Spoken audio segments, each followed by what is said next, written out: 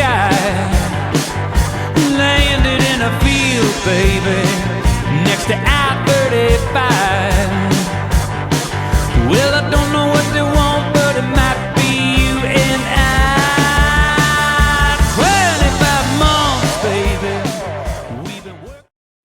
Hey folks, what's going on? This is Moot Davis, and this is another installment in the Moot Point podcast series. I hope everybody's doing well out there. Things on the ship are just fine. We've got about 7 weeks under our belts so far, and have many more to go until the middle of May when our contract's up. But yeah, we're having fun, and everything is going good. And in today's installment of the podcast, I'm going to interview our director, Scott Weinstein. So I hope you enjoy that. Yeah, I'll chat with you after the interview. All right, be cool.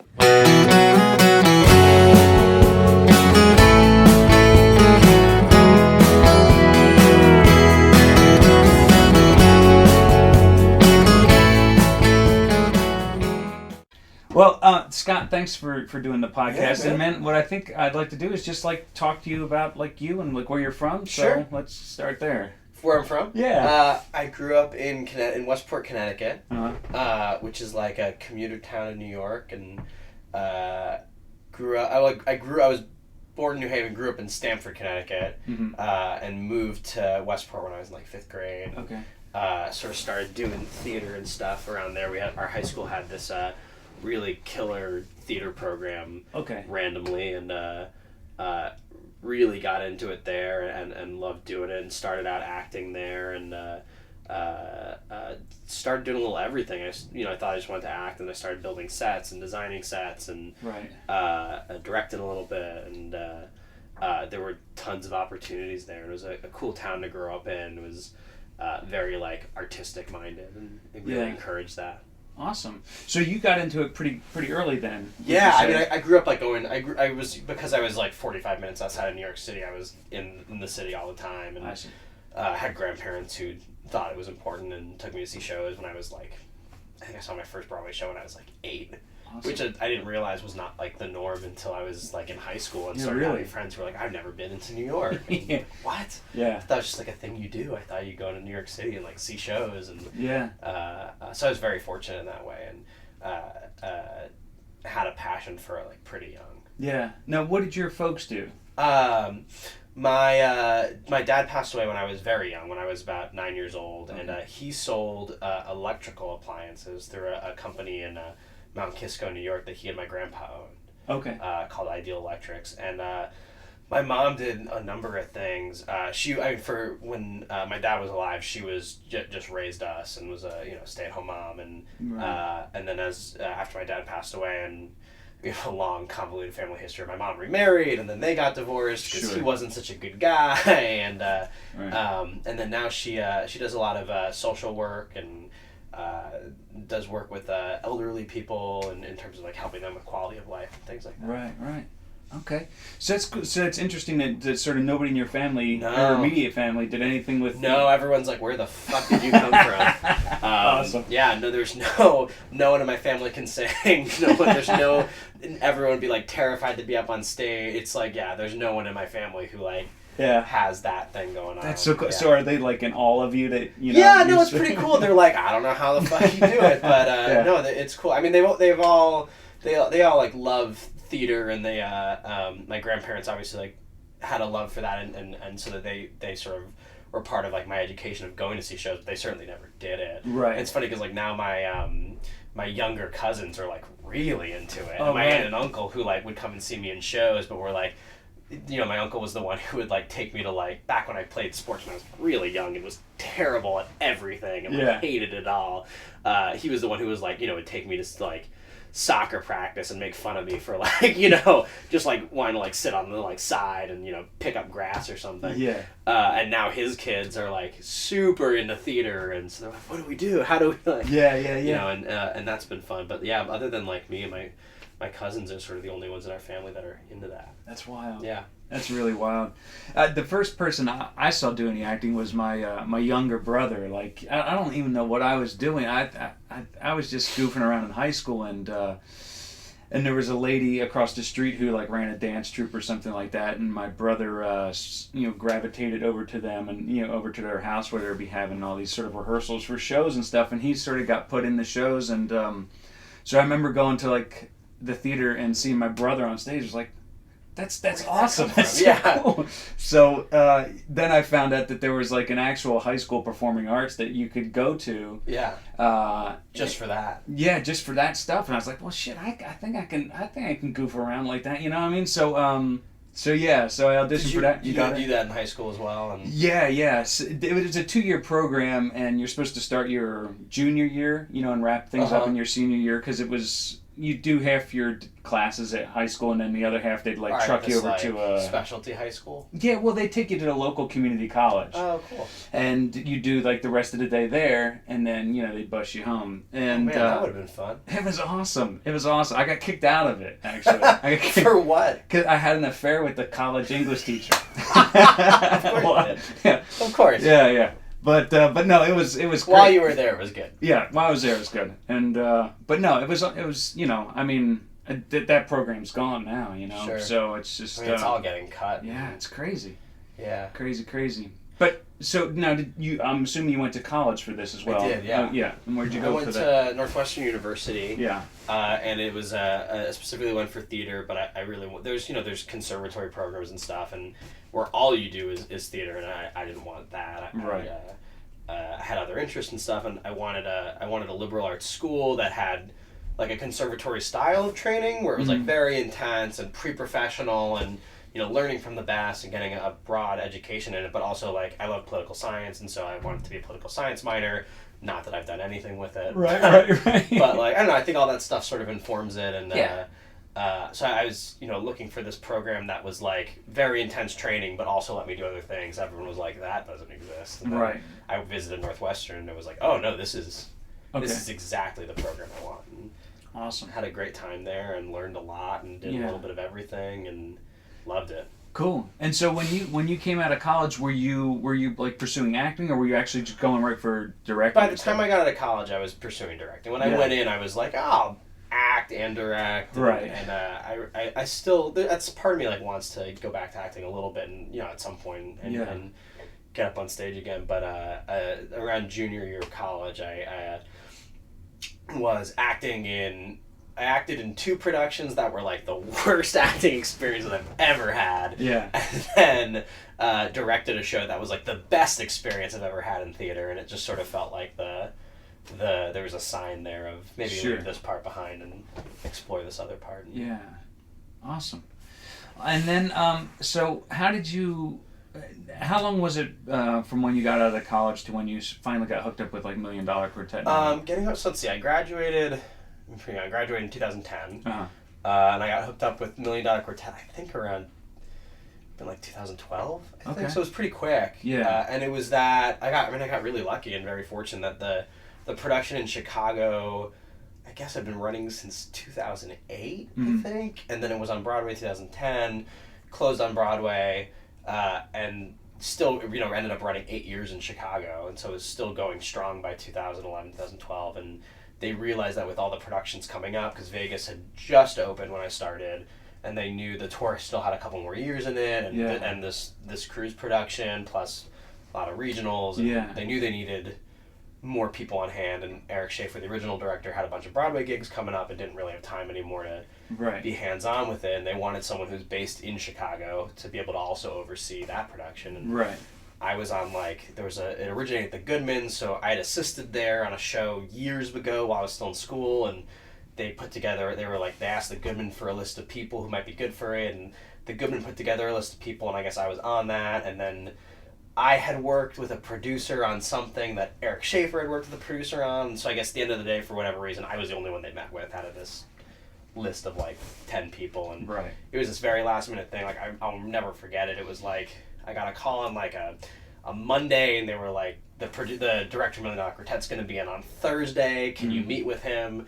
And I was like, all right, yeah, sure. And I'd never seen the show before, which was like blasphemy because it had already been running like 4 years, and knew someone who was in, and I was like, can you sneak me in? Let me see this. And so I saw it like the day before I met with Eric, and we had breakfast at Clark's Diner, which was right across the street from the Apollo where it was playing, and we had a great conversation and talked about shows and what we like in theater and directing and all that. And I guess they had a rehearsal right after it to put some script changes in, and he was just like, I didn't know, I didn't know if I got the job or I thought it was an interview, and he was like, come on over to rehearsal with us. And so we walked across the street and walk in, and the whole cast is there, and the stage manager comes up to Eric and is like, who's this? And Eric's like, oh, it's the new associate director. And I was like, oh, fuck, all right, cool. And next thing I know, the producer's like, great, sign this paperwork, get this stuff on. We're going to fly you to New York on Monday. We start rehearsals for the tour. Badass. So it was like, from finding out about the possibility of a job to being in rehearsals for the national tour was like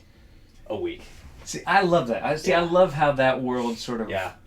Anything can happen at any moment. Oh yeah, I mean, yeah. I was working a day job. Yeah. Working at some creative meeting venue, and next week I was in New York, sitting there while they were rehearsing the national tour and learning the show from the ground up, and just getting a crash course in it. And we put the national tour up that year, and I was back in Chicago overseeing that production, and a month later visiting the tour to give notes, and and then since then I oversaw the Chicago production for 3 years. I oversaw the Vegas production for 3 years. I set up 3 casts of the cruise ship. I've set up the Branson Company. I directed the last year of the Equity National Tour. I've directed 2 of my own productions of it outside. It's been the best gift I've, it's been a huge part of my life for the past 4 years, and gave me a career in Chicago. Awesome. That's awesome. And not only taking Million Dollar Quartet into account, but anything that you direct, how do you sort of approach it?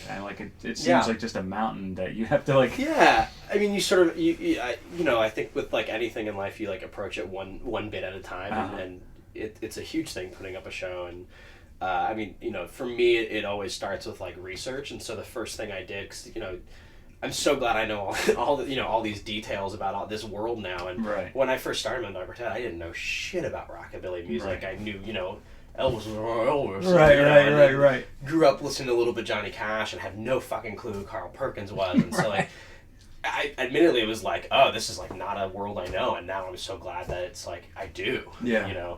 Can spout off about Dewey Phillips and all these stories and stuff. But the first thing I did was just immerse myself in the world of Million Dollar Quartet. I bought the book that Con Scott had written, the Good Rockin' Tonight, and read that cover to cover, and read the Elvis biography, Last Train to Memphis, and just immerse my. And with any show I do, the first thing I do is a ton of research. And, find out every detail I can about that world, and you find your way in. And the thing that was nice about this show is I got to watch Eric Schaefer direct it for a go around, and the thing that was always important to him and to Colin and to Chuck about setting up the show is that it's a story of a family, and that Sam Phillips is this dad, and so even if you don't know anything about rockabilly, you don't know this world, and you don't know Sun Records, that's your way in. Everyone can relate to that idea of a family that's shattering and splintering and reforming and all that. Awesome. Yeah, I would imagine that once you get your sort of foothold with doing the research, then you're sort of just all your schooling and sort of training kicks in, and you just start you know where to go, and you sort of find what your own point of view on the show is, and every show has a plot, but also every show is about something too, and the plot of MDQ is these guys coming together, but it's a show about this family splintering, you know, and about the formation of rock and roll, and that's what you can really dig into, and and you hope to surround yourself with great actors who make choices and have done their research. And, I think any good director is inspired by what the actors are doing and are able to say oh, that's great, more of that, or less of that, or you know. When you were first sort of considering a career as a director, did you have any idea it would involve that much traveling, or as much that it's been? No, I mean, I've always loved traveling. And the fact that with Million Dollar Quartet, I've gotten to see the world. We were in Germany for a while and had a great time. Gotten to just go all over the place, and it definitely keeps it exciting. And I'd be glad to be home for a little bit. I bet. No, it's there's something kind of exotic and fun about that. Yeah, that's wild. That's really cool. And so I'm sure you're gonna continued doing the Million Dollar Quartet stuff, and then what's sort of next for you as far as? Oh man, a bunch of stuff. I mean, I direct a lot in Chicago. Doing a new production of this musical called Ragtime. I don't know if you know it, based on the book by E.L. Doctorow, and it came out in like 1997 or so, or 98. Yeah. It was a huge production, like a cast of like 50 people and an orchestra of 40 and massive sets. And a buddy of mine who's a big fan of the show had an idea for us to like reapproach it from like a very small angle and casting it with 20 people instead of 50 and taking the orchestrations down to dueling pianos basically. Oh, and crazy. So we're doing this brand new version of the show, and we got permission from the writers to like totally reimagine it. So that's happening this spring, and that'll be really exciting, and a bunch of plays. Yeah. That's awesome. Now, do you, like, before, like, in the time leading up to when you're going to go into rehearsals and stuff like that, do you get, like, the fear? Do you get, like, sort of, like, not some sort of dread, but just some sort of, like, anxiety? Yeah, of course. I'm always like, oh, this is a stupid idea. Why did I think this is a good idea? It always happens where you're like, and then of course, like the moment you get into like rehearsal with everyone and everyone's on the same page, right, and that's part of like why I think some directors like to come into rehearsal like with nothing planned and just sort of see what happens, and I could never do that because I have too much anxiety. Yeah. But so I come in like very prepared, and I always have. I think the best stuff comes when you're talking about something in the room, but I always have a backup plan. Yeah. So that if like nothing comes up, it's like, okay, great, let's try this, and you go here and think about this thing, and so I always have the backup plan, and usually the whole show is staged in some way in my mind before we even start. Yeah. And you're talking to your designers and stuff, 6 months out, a year out, depending on the show and the size of the production. Yeah. So hopefully you've done all your work so that you don't have to think about it as much when you're in the room. Right. And is it the same sort of feeling when you sort of watch opening night? Do you try and like, or does it like all come back where like, oh. Yeah, it's hard because it's like you do so much work and you give notes, and then at a certain point like you have to let it go, and it doesn't become yours anymore. And I used to get really terrified at like first previews and now I've sort of like done it enough that I'm like, whatever's gonna happen is gonna happen. It's gonna happen. Yeah. Like we've done the work, we've done as long as you've worked hard and prepped, and what happens, and you hope that your actors take care of it and make it their own. And but yeah, man, first previews are nice because you get the chance to really work it and see what happens. But that first audience, when I was first starting out, that terrified me. The fact that like, oh, now there's people watching this thing that's been ours, and now like I'm finally able at a point where I can like treat previews like previews, right? And be like, it's a preview, it doesn't matter. And it's still, you still get butterflies, but it's a little not as bad now. Yeah, I would imagine it to be like like you trying to teach somebody how to drive, and you don't and you're in the passenger seat and you can't touch the brake or the steering. Yeah. You're sort of like, well, that little thing happened, but all right, you hit the curb there, but it's fine. You're gonna keep. I'm not gonna stop you. Yeah. You're a little over the speed limit there. All right. Yeah. Awesome. Absolutely. Yeah. That's funny. But I imagine it's the same for you guys. I think for you guys, it's. I don't know. You tell me. Like, is it for on like openings and stuff? Once we're stepped away that first time, it's like. Yeah. What happens. You just sort of have to go with the flow and. Yeah, I mean, well, I think for me, whether it's opening or just any performance that we do, it's always kind of like, the thing that helps me, like your sort of preparation before you go into like a directing thing would be like me just actually going on stage would be like to getting all my props together and sort of making sure I got all my shit that I have to have. Yeah.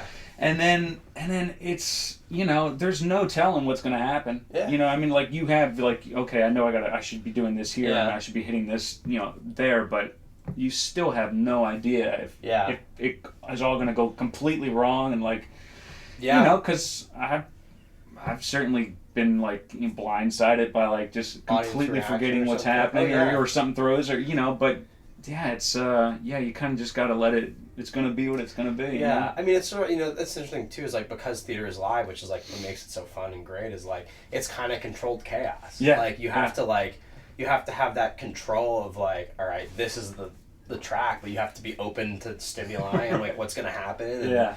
And, and to like, someone forgetting a line. I mean, the production of MDQ I just did this fall at the Finger Lake Music Theater Festival, and with Jules, I mean, Sam Phillips, there's so many lines where you're like, all right, fellas. So many of the lines start that way.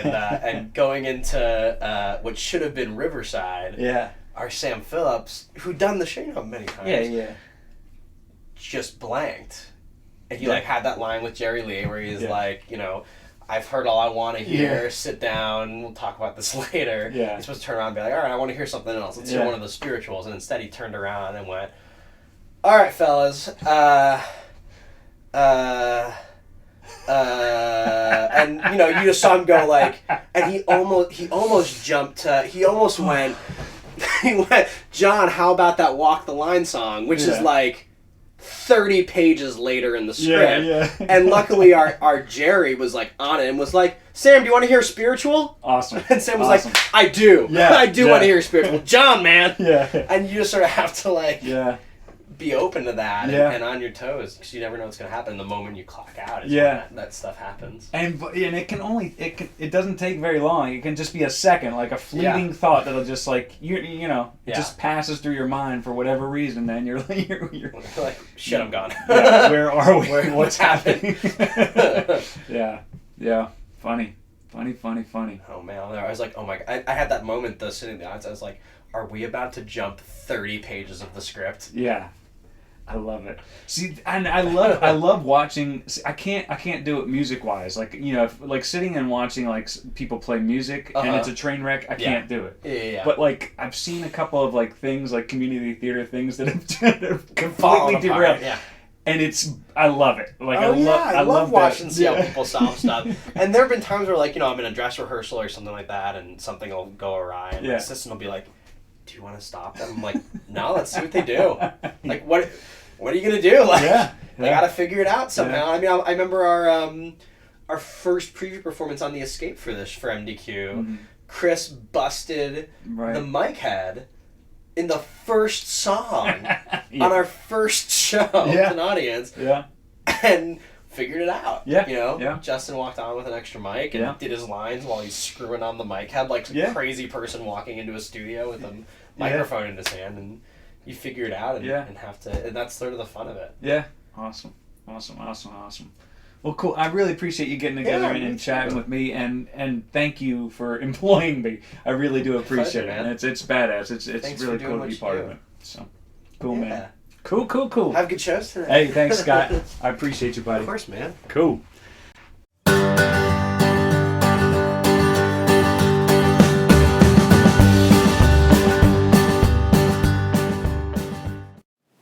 Hey folks, so that was my interview with Scott Weinstein, and I hope you enjoyed it. It was cool of him to take a little bit of time and chat with me, and it was good to figure out where he comes from and all that good stuff, and to hear his backstory. And again, doing this theater stuff is really good for me. And I think it really sort of feeds into the songwriting thing for me as well. I remember when I first started doing some music stuff, and I was still currently in plays and things like that. I would always sort of get a strange take on things, and would sort of get inspired in a different way from whatever was going on in the play. And then doing the Million Dollar Quartet one, it's pretty cool, and it's also cool to sort of be in a role where I don't have to pick up an instrument at all. Like, I don't even have to think about that, and it's kind of almost like a vacation from my normal day-to-day job of sort of being a band leader, frontman kind of thing, and sort of being responsible for everything. Whereas with doing this show, I just sort of show up and do my bit and leave, so any of the headaches or heartbreaks or anything like that, I'm really not involved in. And it's a nice break after, slugging it out for most of the year, trying to push, my music forward. So, it's really cool, and who knows what the future holds as far as doing more acting stuff. But it's really nice to sort of be back doing it,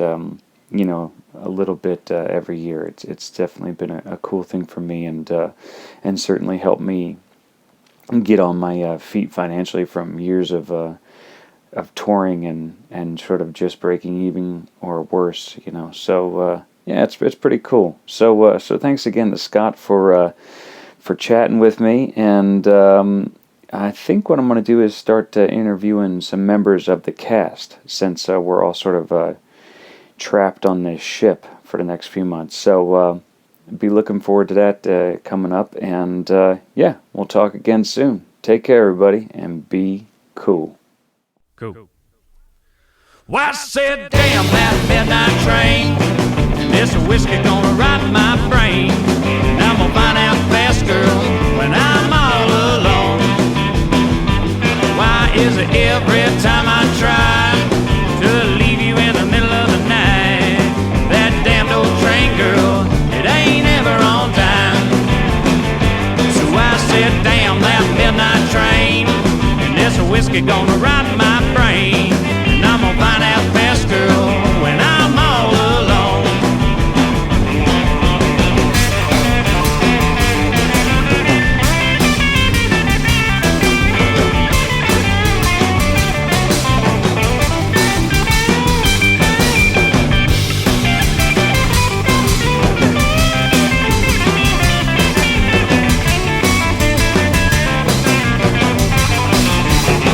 So I said, damn that midnight train, and this whiskey gonna rot my brain, and I'm gonna find out fast, girl, when I'm all alone.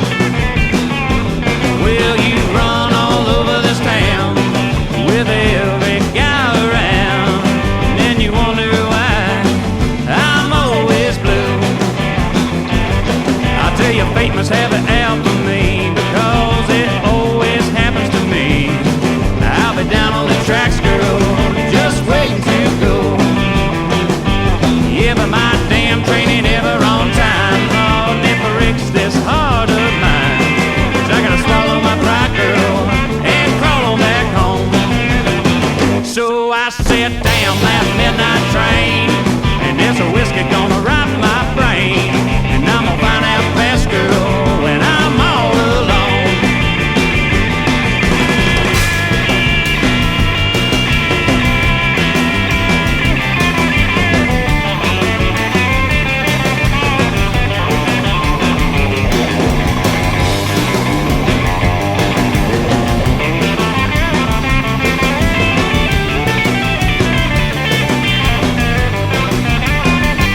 Yeah, but one day down the line, my train's gonna be on time, and I'll be on it, baby, and you can kiss my ass goodbye.